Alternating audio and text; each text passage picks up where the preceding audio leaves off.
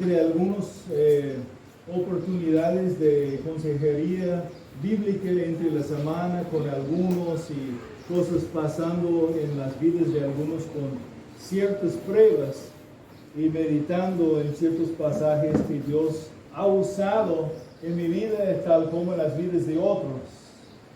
A veces en nuestras vidas Dios permite, o más correctamente, Dios ordena cosas a pasar que son difíciles para aceptar y a la vez como cristianos por causa de tales cosas experimentamos no solamente la prueba, pero también la abundancia de la gracia de Dios en grandes maneras.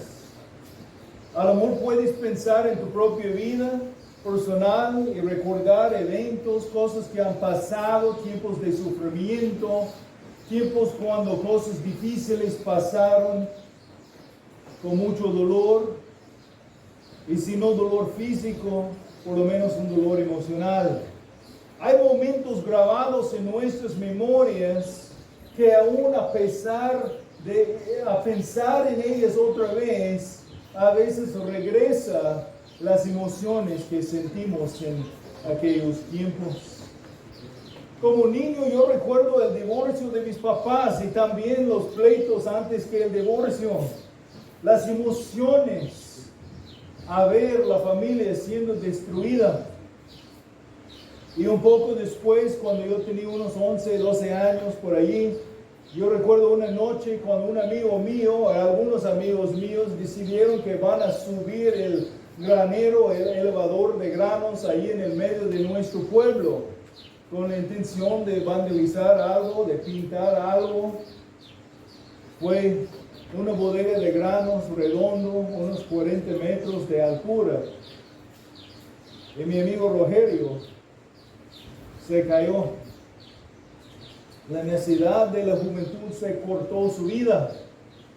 Sin Cristo en mi vida, eventos así casi me tumbaron. Es posible, aún probable, que hay personas aquí en esta mañana que todavía están sin Cristo y sin los recursos espirituales necesarios para navegar exitosamente las dificultades así en la vida. Y aún como cristianos no somos exentos de las dificultades. En el primer capítulo de Santiago tenemos las instrucciones del pastor Jacobo bajo la inspiración del Espíritu Santo sobre cómo podemos esperar las pruebas en la vida con gozo, sabiendo de cómo Dios va a usar las pruebas para madurarnos en Cristo. Pero aún como cristianos hay tiempos cuando las pruebas vienen y con tanto fuerza y duran por tanto tiempo que batallamos con las emociones y sentimos vencidos por las pruebas. Ya tenemos la victoria en Cristo, seguramente, pero no sentimos victoriosos. ¿Qué debemos hacer en los tiempos así? Hace varios años Dios nos ordenó pasar por algo que nunca esperábamos. Algunos de ustedes ya conocen la historia de Rebequita, una niña en Hawái que contábamos casi como nuestra propia hija. Nuestra familia llegó a vivir allí. Antes que ella nació, vivió en la casa por detrás y siempre estaba en nuestra casa como otro miembro de la familia. Y en el último parte del año de 2005, cuando ella recibió el diagnóstico de un tumor en la cabeza, en un instante su familia y la familia de nosotros, junto con otros hermanos ahí en Hawái, algunos de ustedes, entrábamos a una prueba larga y muy difícil. Y aunque la prueba nos tomó a nosotros por sorpresa, sabemos seguramente que nuestro Señor no fue sorprendido. Predicando en Hawái y Mochicawi cada domingo, subiendo el camión para ir a Culiacán y regresando entre la semana, y mi esposa manejando a Culiacán los fines de semana para estar allí un día aún, y regresando de hacer lo mismo otra vez, semana tras semana, hasta mes tras mes. orando al lado de Rebequita, quien estaba ahí en la cama en coma, no sabiendo si va a abrir sus ojitos otra vez. Y después que 4 meses en coma, 5 años en tratamiento, la mayoría en otro tiempo en otro país, el Señor dio a Rebequita 5 años más de vida después que regresara a su pueblo y gozar en el Señor. 5 años enfermó, 5 años de una prueba muy difícil, y 5 años después, aún entre las pruebas todavía, pero viviendo ahí en su pueblo. Pero a los 15 años, después que recibir su deseo más grande de ser bautizada en su cumpleaños en julio, pues llegamos a noviembre y ella se enfermó. Otro tumor atacó su cerebro y amaneció el día de Navidad en el cielo con el Señor. ¿Por qué? Eso no sabemos en lo específico, pero claramente conocemos que va a ser usado para bien entre los planes del Señor. Confiamos en el Señor, hacer lo que Él sabe es mejor en todo y que todo puede ser usado para su plan glorioso. Pero tenemos que reconocer que no conocemos su plan en lo específico. La verdad es que nosotros no sabemos la voluntad específica de Dios sobre las situaciones mencionadas así y muchas situaciones más. El Señor contestó nuestras oraciones por Rebequita, en sanarla a ella por completo, por llevarla al cielo. Aunque gozosos por ella, la tristeza en nuestros corazones trajo el dolor. El miércoles pasado fue el cumpleaños de ella. Y gloria a Dios, ella está ahora sana, disfrutando la presencia del Señor en el cielo. Pero créanme que nuestro hermano pastor Norberto y su esposa Carmelita no pasan la fecha sin experimentar una mezcla de emociones, tal como yo sé que nuestra hermana Lupita experimenta cada año en el cumpleaños de su hija que fue llevada por visita. Los tiempos difíciles en la vida demandan de nosotros nuestra dependencia más profunda en el Señor. Hay otros tiempos entre la vida cristiana cuando aún las dificultades no son tan evidentes, o por lo menos estamos experimentando la tristeza. La tristeza puede venir y parece sin razón o causa. Puede ser entre tipos de enfermedad, dolor o cansancio profundo, y un cristiano o una cristiana puede perder el sentido de la cercanía del Señor. Él siempre está ahí cerca, pero uno puede sentir lejos de Él. Puedes aún ser cuando todo parece que va bien.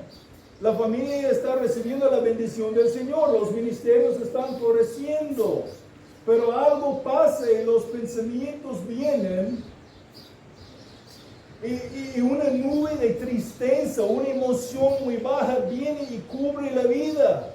Intenta controlar las emociones sin razones evidentes, sin algo muy obvio que está pasando.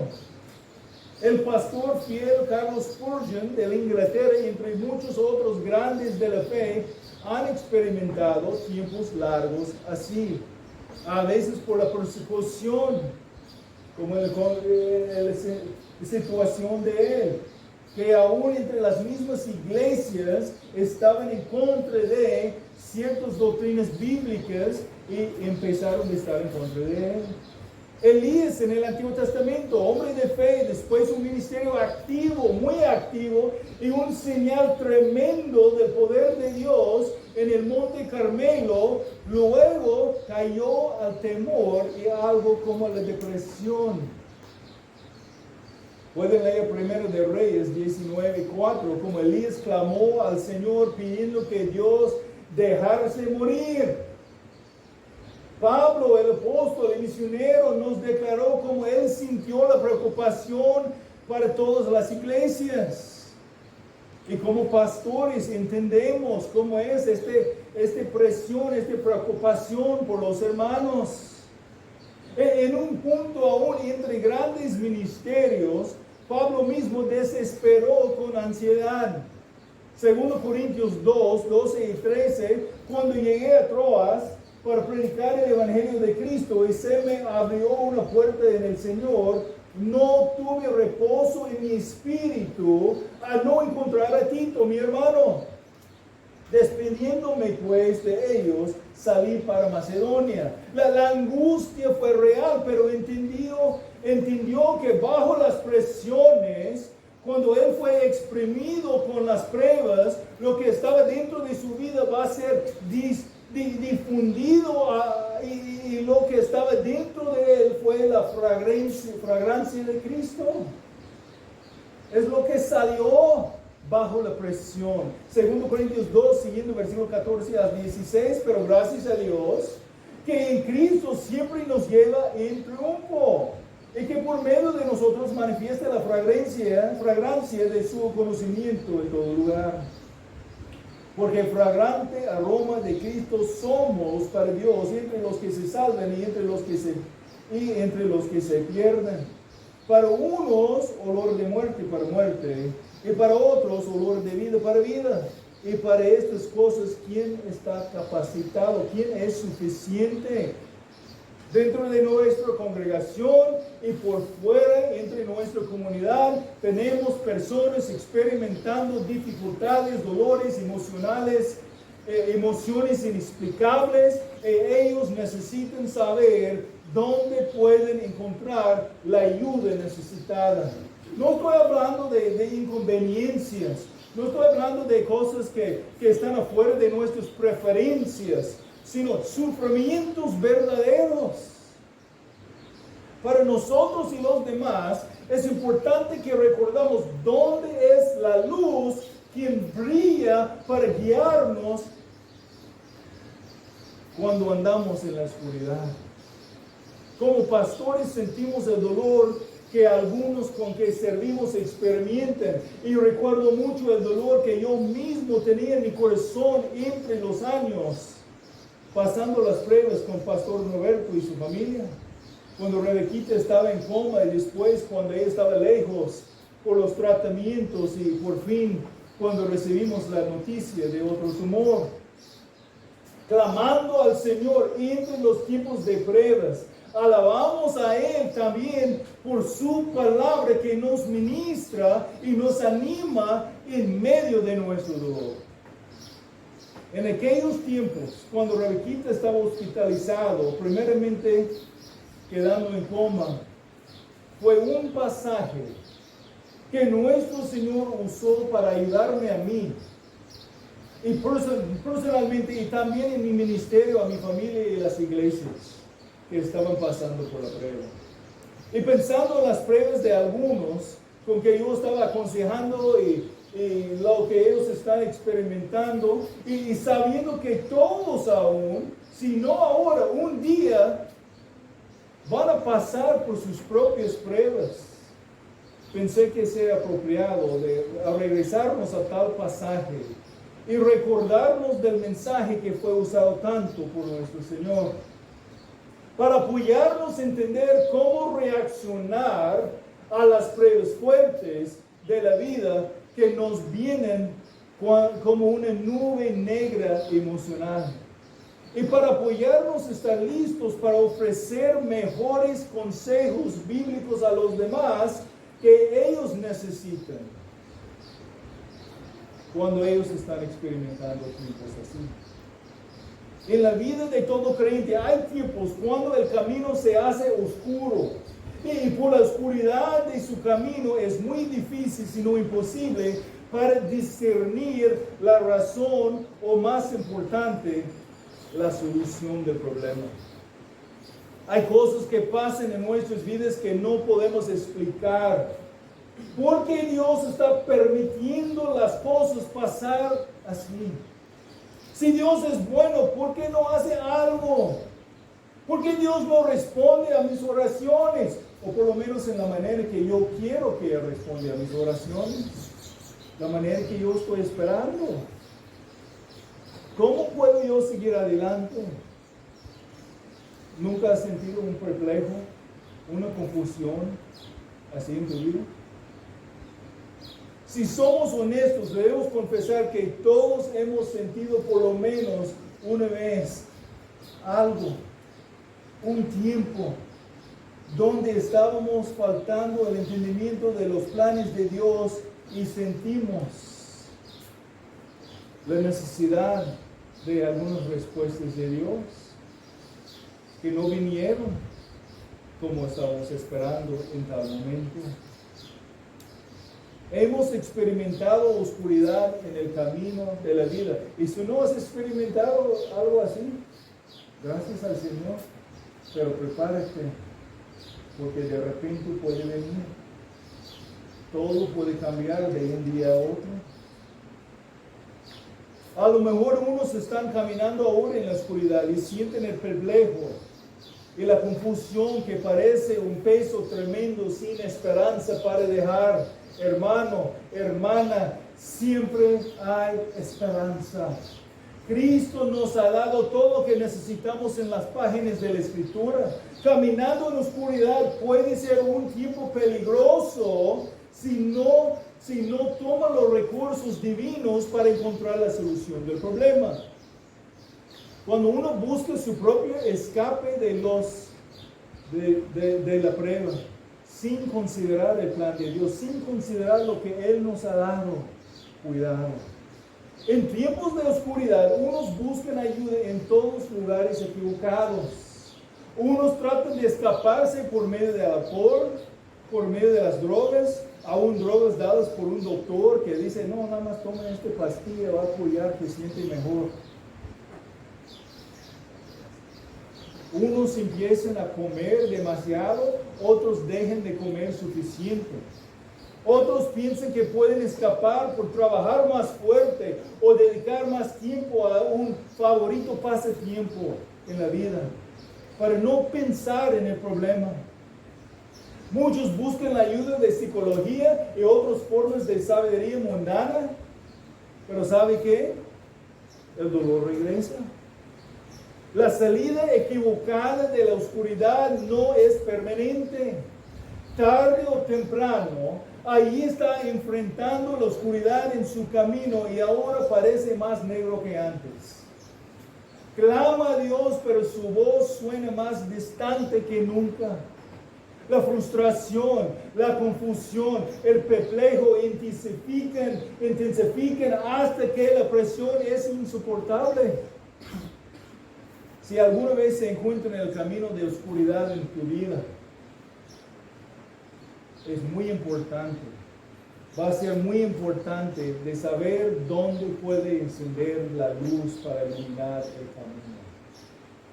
Un pasaje que me ayudó mucho se encuentra en el libro de Isaías. Es un solo versículo, pequeño, pero con un mensaje grandísimo para nosotros. Isaías 50, versículo 10. ¿Quién hay entre ustedes que tema al Señor, que oiga la voz de su siervo, que anden en tinieblas y no tenga luz? Confíen en el nombre del Señor y apóyense en su Dios. Señor, damos gracias por tu palabra y pedimos que nos ayude a entender su mensaje y ser animados y preparados para lo que podemos estar enfrentando en el futuro también. Pedimos que tú seas glorificado en entrenarnos y capacitarnos. En el nombre de Jesús. Amén. El versículo empieza con una pregunta y sigue con unas directivas. Enfocaremos en tres cosas aquí. Identificaremos a quién está hablando este versículo, cuál es el problema que tienen los que recibieron el versículo y la directiva de Dios para solucionar el problema que tienen ellos. Un bosquejo muy sencillo para apoyarnos, recordar y aplicar. Primeramente consideramos quiénes son los que recibieron el versículo y notamos que ellos tienen dos características importantes. La respuesta se ha mostrado por las características notadas en las vidas de ellos. Entonces, ¿qué dice el texto sobre ellos? Dos cosas sobre ellos, los que recibieron el versículo. Primeramente, son personas que temen al Señor, que temen al Señor. ¿Quién hay entre ustedes que tema al Señor? Los que temen al Señor son hijos de Dios. La primera característica entonces de los que recibieron el versículo son personas que temen al Señor. Los que no son creyentes a veces están identificados como los que no temen al Señor o no tienen el temor del Señor. Salmo 36, versículo 1, la iniquidad del impío me dice al corazón, no hay temor de Dios delante de sus ojos. También Romanos 3:18 habla de los impíos, dice, no hay temor de Dios delante de sus ojos. El contrario, ¿qué requiere Dios de los creyentes? De Deuteronomio 10:12, ahora pues, Israel, ¿qué pide Jehová tu Dios de ti? ¿Qué pide Jehová Dios, tu Dios de ti? Sino que temas a Jehová tu Dios, que andes en todos sus caminos y que lo ames. Y sirves a Jehová tu Dios con todo tu corazón y con toda tu alma. Que temas a Jehová tu Dios. Otros pasajes también describen los creyentes como los que temen al Señor. Job 1:1. Hubo uno en la tierra de Uz, un varón llamado Job, y era este hombre perfecto y recto, temeroso de Dios y apartado del mal. Eclesiastés 12:13. El fin de todo el discurso oído es este: teme a Dios y guarda sus mandamientos, porque esto es el todo del hombre. Hay muchos más, pero veremos solamente uno del Nuevo Testamento. También Mateo 10:28, las palabras del Señor, no temen a los que maten el cuerpo, pero no pueden matar el alma, más bien temen a aquel que puede hacer perecer tanto el alma tal como el cuerpo en el infierno. El temor del Señor fue notable entre los cristianos del Nuevo Testamento. Hechos 9:31, hablando que eran edificados andando en el temor del Señor. Pablo enseñó el temor del Señor. Efesios 5:21, sométense unos a otros en el temor, la reverencia de Cristo. Filipenses 2:12. También Pedro, 1 de Pedro 1:17, no voy a leer todos los versículos, si quieren notar, estoy tratando de ir un poco más rápido por el calor que tenemos, ¿no? Pero la idea aquí es que los que invoquen al Señor, los que confían en el Señor, son conocidos con los que tienen temor del Señor. Las palabras usadas por el temor, ambos en el Antiguo Testamento en hebreo, y el griego del Nuevo Testamento, tiene un significado de como reverencia. El temor del Señor incluye una reverencia, un entendimiento de quién es Él, que Él está viéndonos, que estamos ante de sus ojos. Tener reverencia, respeto y amor para Dios. También a servir a Dios. Hebreos 12:28. Así que, recibiendo nosotros un reino inconmovible, tengamos gratitud y mediante ella servamos a Dios agradándole con temor y reverencia. Entonces los que recibieron el versículo son creyentes que temen a Dios. ¿Qué más? Son personas que temen al Señor, son personas también que obedezcan al Señor. ¿Quién hay entre ustedes que tema al Señor, que oiga la voz de su siervo? Oiga, aquí tiene la idea de escuchar para responder. Tiene la idea de una obediencia. Obediencia es la consecuencia natural de tener un temor verdadero. Si tema a Dios, va a desear obedecerle a Dios con agradecimiento. ¿Y quién es su siervo mencionado aquí? Pues en el contexto nos identifica aquí en Isaías como el Señor Jesucristo. Los capítulos 40, hasta el final, ahí en 66, refieren a Cristo como el siervo de Jehová o el siervo del Señor. A lo mejor ustedes conocen el más famoso Isaías 53, que habla de los sufrimientos del siervo de Jehová, el Cristo crucificado. Entonces, sin dar mucho tiempo más aquí, es claro que los que recibieron el mensaje del versículo son creyentes que temen al Señor y le obedezcan. Es notable porque el versículo compara a ellos con los en el siguiente versículo que no son creyentes. Versículo 11, anden en luz de su propio fuego. Los que no son creyentes. Ahora consideramos el problema de los verdaderos creyentes en el pasaje que estaban enfrentando ellos. El texto va a decirnos, pero aquí es importante tener cuidado de dejar la Biblia e interpretar la Biblia. La respuesta a esa pregunta se revela mientras seguimos adelante, viendo como nuestro pasaje dice que anden en tinieblas y no tengan luz. Es un problema serio, un problema que enfrentan aún los verdaderos creyentes que temen y obedecen al Señor. El problema es que los verdaderos creyentes en el pasaje estaban enfrentando la oscuridad. Pero eso no es exactamente como va a querer que junten este segundo punto. Vamos a definir primeramente andar en tinieblas, cómo está usado en diferentes pasajes para ver cómo puede estar usado en este contexto en relación a los que son creyentes que temen al Señor y obedecen al Señor. Es verdad, a veces tinieblas puede estar usado como sinónimo del pecado. Juan 3:19, este es el juicio, que la luz vino al mundo y los hombres amaron más las tinieblas que la luz, pues sus acciones eran malas. Efesios 5:11, no participen en las obras estériles de las tinieblas, sino más bien desenmascarenlas. Pero aquí en Isaías, tinieblas no puede ser usado como un pecado, pecado habitual, o uno que tiene su vida identificada por el pecado, porque son personas que temen y obedezcan al Señor. Ellos no son identificados como los que anden como identificados con un pecado habitual. Entonces hay otro significado de tinieblas usado en la Biblia, y esto es falta de entendimiento. Una falta de entendimiento. Este puede pasar por los que no son creyentes, tal como los creyentes. Fue usado en varios lugares, vamos a ver algunos.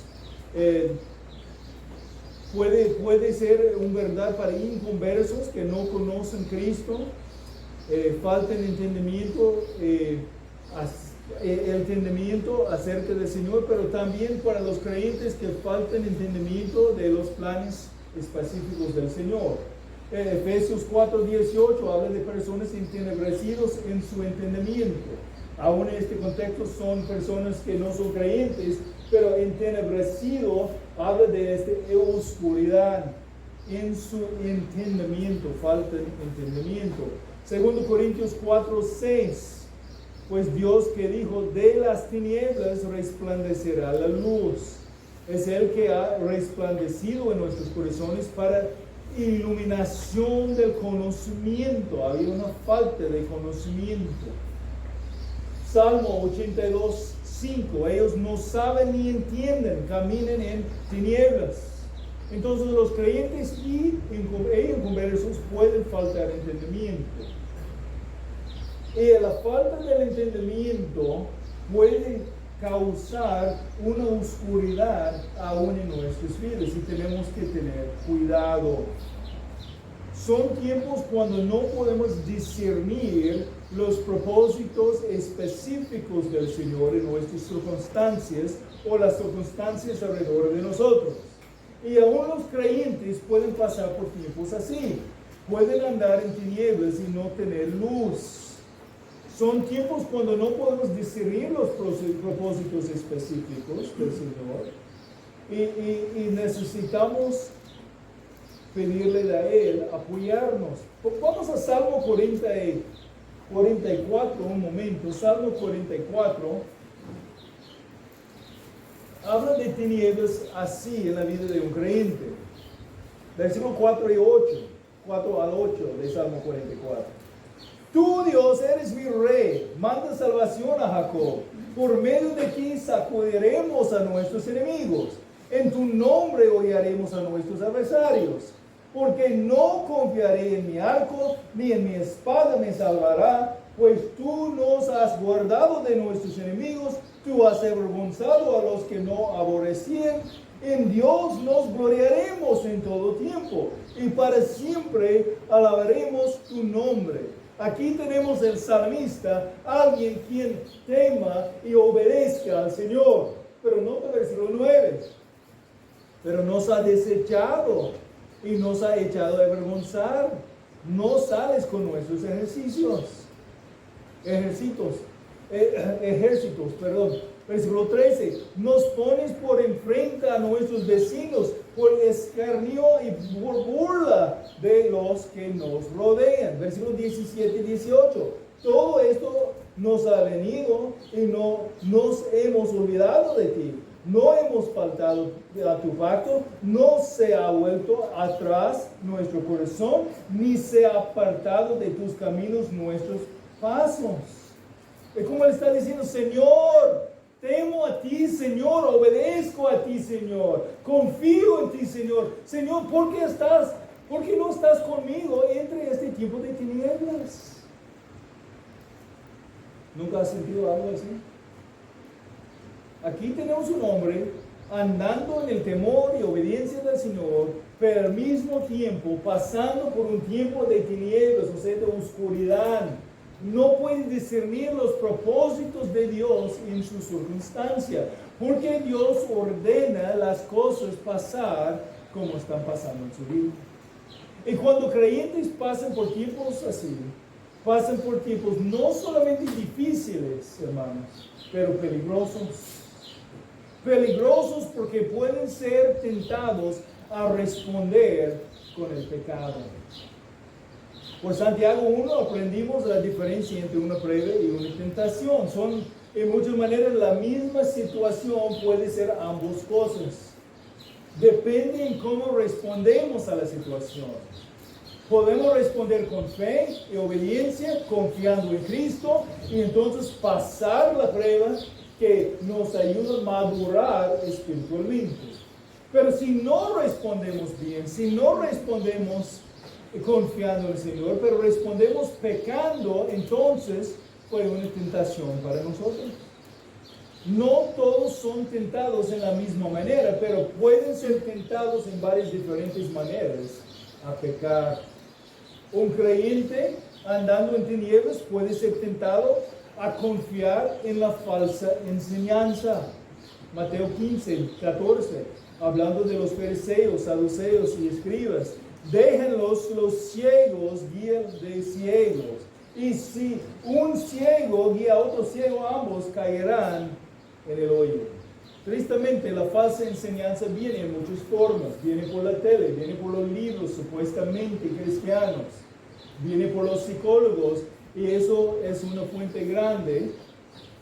Y aún nuestros hermanos que a veces no conocen bien la palabra pueden ofrecer consejos que no son bíblicos.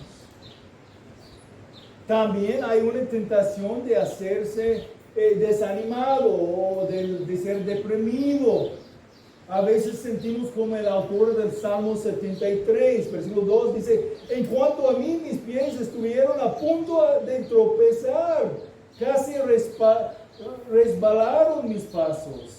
Salmo 73, 2, brincando a 13 al 14 de lo mismo. Ciertamente en vano he guardado por mi corazón y lavado mis manos en inocencia, pues he sido azotado todo el día y castigado cada mañana. Cuando la tentación a caerse desanimado y deprimido viene sobre el creyente, es necesario pelear la buena batalla para el gozo en Cristo. El hermano pastor John Piper, en su excelente libro Cuando no deseo a Dios, usa esa frase: luchar para el gozo. hablando de la necesidad cristiana, predicar el Evangelio a uno mismo, leer y meditar en la palabra, y especialmente en los atributos de Dios. Orar y pedir de Dios la gracia y sabiduría necesaria como uno dependiendo en Cristo. La prescripción del gran médico de médicos nos ha sido dado. Necesitamos tomar la prescripción. ¿Cómo debemos aún cuando nos sentimos que podemos? A veces cuando hay una enfermedad física, ¿no? Alguien no quiere hacer lo que el doctor dice que va a ser necesario. Y a veces por esta depresión algunos no quieren aceptar el remedio. Pero es lo que necesitamos. Cuando Elías enfocó su atención en su enemigo, sus circunstancias, faltaba la perspectiva de Dios, desesperó hasta el deseo morirse. Pero cuando Dios respondió, su perspectiva cambió. Necesitamos la perspectiva divina. No temeremos los que nos persiguen, no temeremos los demás ni nuestras circunstancias si dejamos a nuestro enfoque, si estamos dejando nuestro enfoque nosotros, vamos a tener temor de otros. Pero si nuestro enfoque está en Cristo, si estamos temando en Cristo, va a cambiar la perspectiva. En lugar de enfocar en el problema, enfocamos en Él, quien es nuestro Salvador. Para ganar su perspectiva necesitamos ir a su palabra. No vamos a encontrar la perspectiva de Dios escuchando a los demás que no tienen la palabra. Mateo 10:22. Y serán oídos de todos por causa de mi nombre, pero el que persevere hasta el fin, ese será salvo. Y serán odiados de todos por causa de mi nombre, pero el que persevere hasta el fin, ese será salvo. Hay persecuciones, hay los que no entienden y no aceptan y no quieren a Dios. Y van a tratarnos como trataron a Jesús. No debemos enfocar en lo presente, sino el futuro prometido. Y eso cambiará nuestra perspectiva. Mateo 10:28. No teman a los que maten el cuerpo, pero no pueden matar el alma. Más bien, teman a aquel que puede hacer perecer tanto el alma como el cuerpo en el infierno. Mateo 5:10-12. Bienaventurados aquellos que han sido perseguidos por causa de la justicia, pues de ellos es el reino de los cielos. Bienaventurados serán cuando los insulten y persiguen y digan todo género de mal contra ustedes, falsamente, por causa de mí. Regocíjense y alégrense, porque la recompensa de ustedes en los cielos es grande. Porque así persiguieron a los profetas que fueron antes de ustedes. Las emociones son reales, pero en lugar de dejar las emociones controlarnos y nuestras decisiones, necesitamos perseverar con nuestro Salvador, confiando en Él, obedeciendo a Él por fe y ganando su perspectiva que cambia todo. Entonces un creyente andando en tinieblas puede ser tentado a confiar en las enseñanzas falsas, puede ser tentado a desanimarse, a un ser deprimido, permitir sus emociones, controlar sus acciones. Hay un peligro más que debo mencionar. El otro peligro más es que entre el tiempo de oscuridad, cuando la vida cristiana no más es una fuente de gozo como debe ser, creyentes pueden ser tentados a buscar su felicidad en pecados de placeres temporales pecaminosos. Algunos buscando escapar el dolor por el alcohol, por las drogas, aún relaciones promiscuas, buscando escapar el dolor de la situación en cualquier otra manera que lo que está indicado por Cristo. Los placeres temporales pecaminosos parecen que ayuden por un momento, pero luego dejan al creyente en una oscuridad más negra que nunca antes. Entonces, ¿qué debe hacer el creyente cuando se encuentra en los caminos oscuros en la vida? Hemos visto aquí, ¿quiénes son los que recibieron el mensaje? Los creyentes. ¿Cuál es su problema? Una falta de entendimiento. Por último, ¿qué es la directiva de Dios para resolver el problema? Es un problema serio de enfrentar las tentaciones, de confiar en la falsa enseñanza, caer a la depresión o buscar los placeres temporales pecaminosos como manera de escapar del dolor. Tentaciones que levantan cuando el creyente está pasando por tiempos oscuros. Pero hay esperanza, hermanos. Dios siempre tiene la solución. Cristo siempre es la solución. ¿Qué debe hacer el creyente verdadero cuando enfrenta un tiempo de andar en tinieblas? Pues de acuerdo con versículo 10 de Isaías 50. Confíe en el nombre del Señor y apóyese en su Dios. Primeramente, confíe. Es una decisión consciente acerca de la actitud de corazón. Salmo 56, 3 y 4. El día en que temo, yo en ti confío. En Dios cuya palabra alabo. En Dios he confiado, no temeré. Cuando la tentación es tener temor del hombre, temor de la situación, temor de las circunstancias, tenemos que confiar en Dios. ¿Qué puede hacerme el hombre?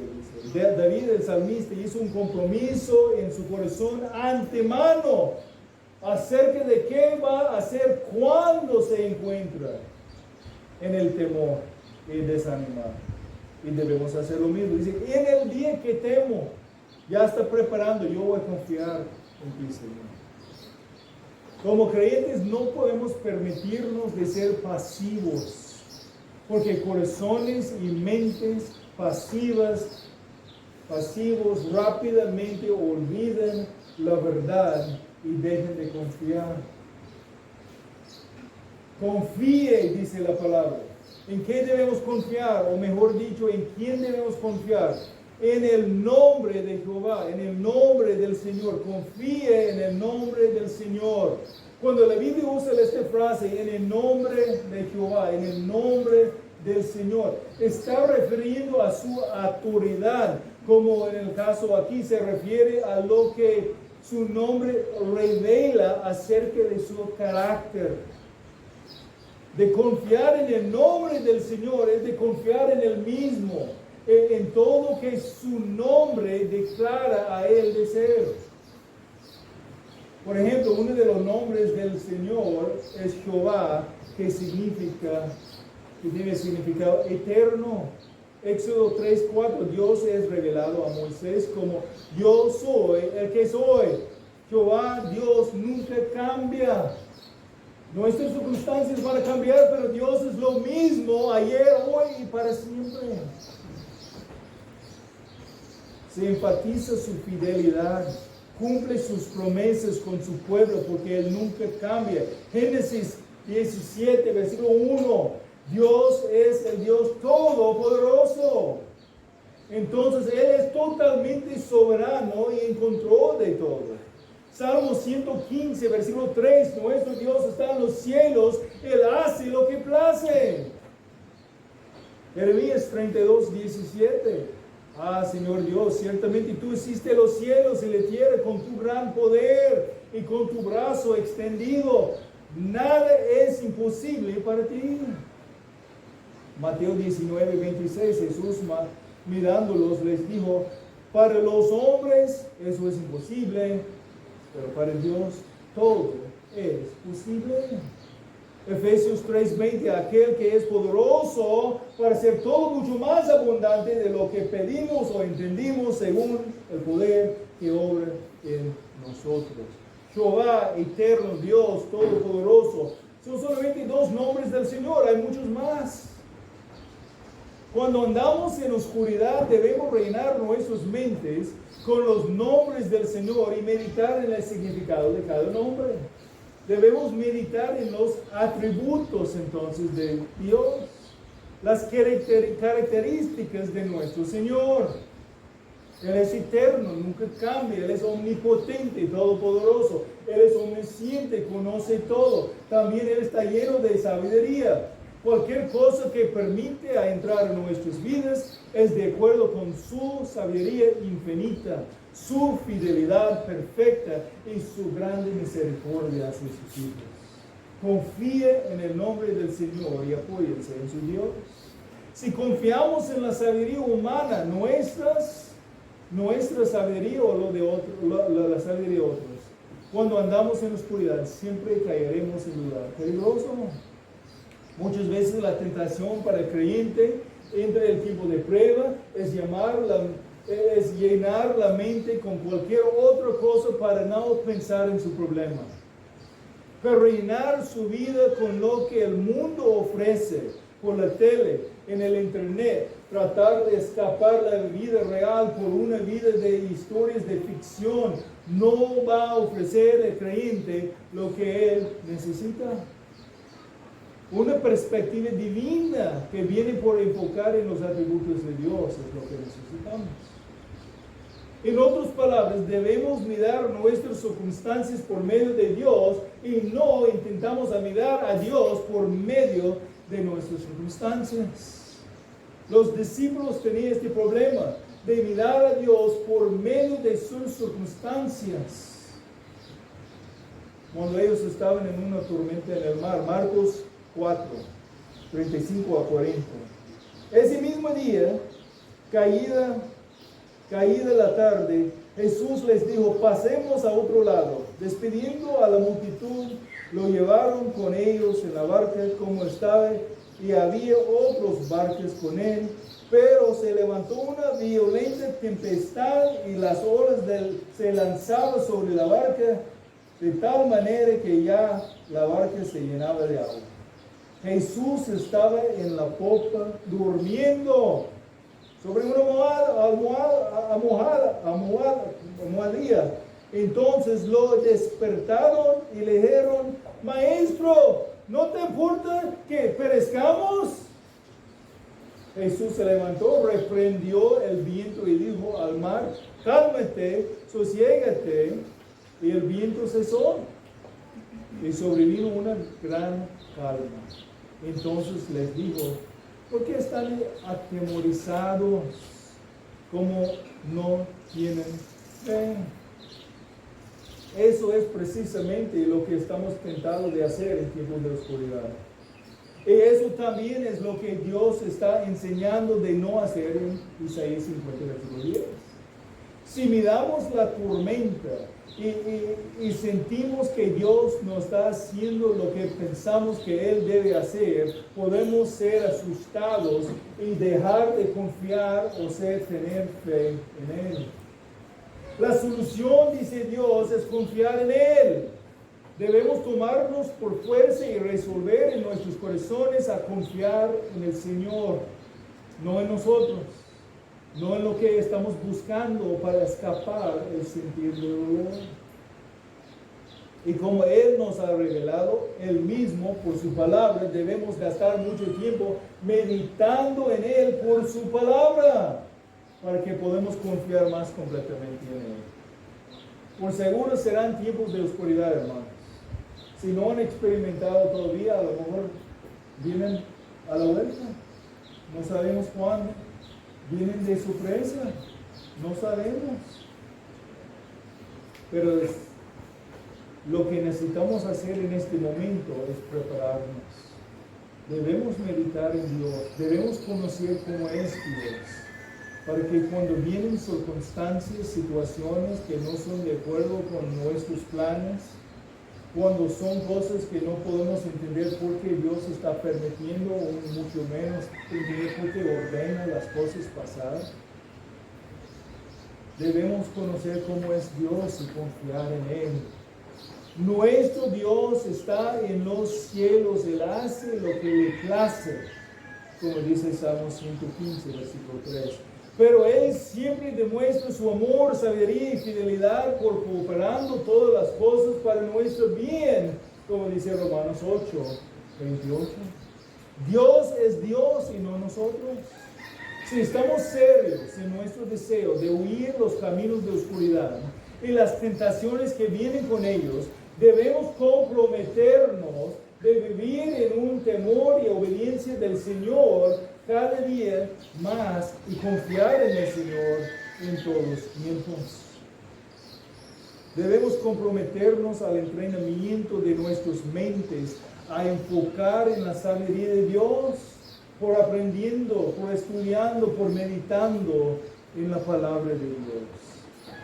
Esa es mi oración para todos nosotros, que podemos experimentar la presencia del Señor con nosotros aún dentro de los tiempos oscuros de la vida, cuando faltamos el entendimiento. Si tú no eres uno que teme al Señor y obedece a Cristo, porque nunca has arrepentido de tus pecados, que nunca has confiado en Él y su obra salvadora en la cruz del Calvario, te invito, te exhorto, responde a Él, arrepiéntete de tus pecados, confía en Él ahora para tener los recursos espirituales divinos, para no salir a una tentación más. Y aún como creyentes necesitamos estar entrenando nosotros, enfocar, meditar en cómo es Dios.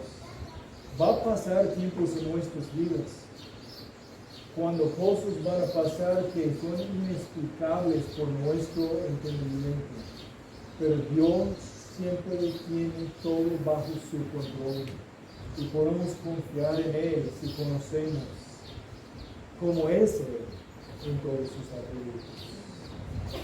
¿Quién hay entre ustedes que tema al Señor, que oiga a la voz de su siervo, que ande en tinieblas y no tenga luz? Confíe en el nombre del Señor y apóyese